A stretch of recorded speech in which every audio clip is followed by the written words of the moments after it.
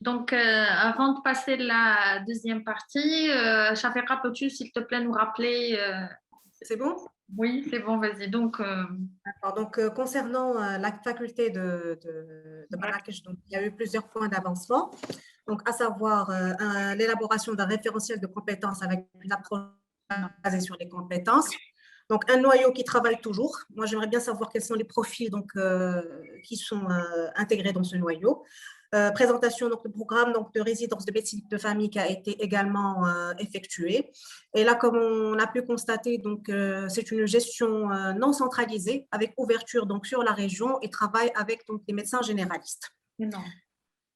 Pour ce qui est de la faculté de Fès, donc travaux donc, du RIFRES, existence d'une commission du rôle sociétal au niveau de la faculté, une certaine prise de conscience de la responsabilité sociale de la faculté, donc qui doit répondre, qui doit faire un contenu de formation qui doit répondre aux besoins spécifiques de la population qui est desservie par cette faculté. Un autre point positif qui est donc l'enthousiasme des représentants des étudiants quant à l'instauration des modules de médecine de famille. Le seul bémol, c'est qu'il n'y a pas de contact avec les médecins généralistes, donc il n'y a pas d'ouverture.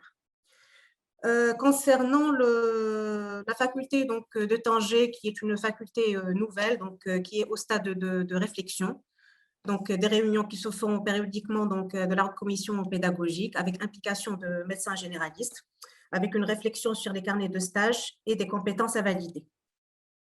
Pour ce qui est donc de l'université Mohamed VI, ils ont beaucoup insisté donc, sur l'importance de l'interdisciplinarité, la nécessité aussi de faire intervenir des médecins généralistes dans la formation.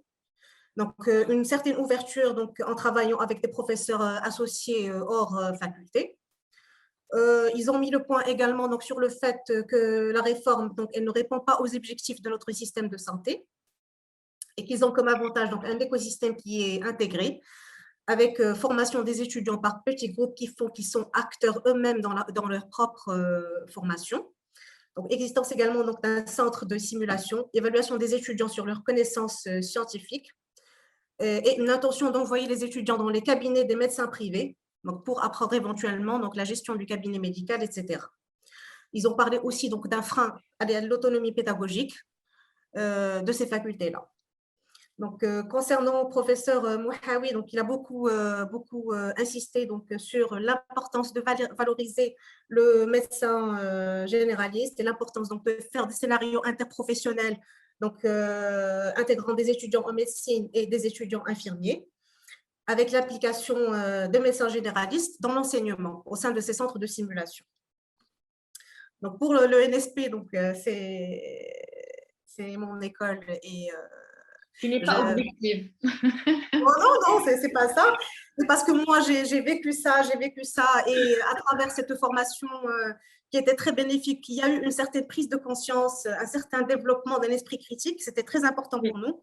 Oui. On a acquis beaucoup de compétences. Donc, Dr Moulki, il a insisté donc, sur l'importance de changement de paradigme, donc nécessité d'une refonte, une formation donc, avec élaboration de carnets de stages et d'objectifs qui sont ciblés, l'élaboration d'un référentiel de compétences, donc des stages avec des livrables donc, qui doivent être produits, l'importance de faire un diagnostic communautaire et faire des initiatives communautaires. Donc, je pense que j'ai fait le tour. Merci beaucoup, Shafika.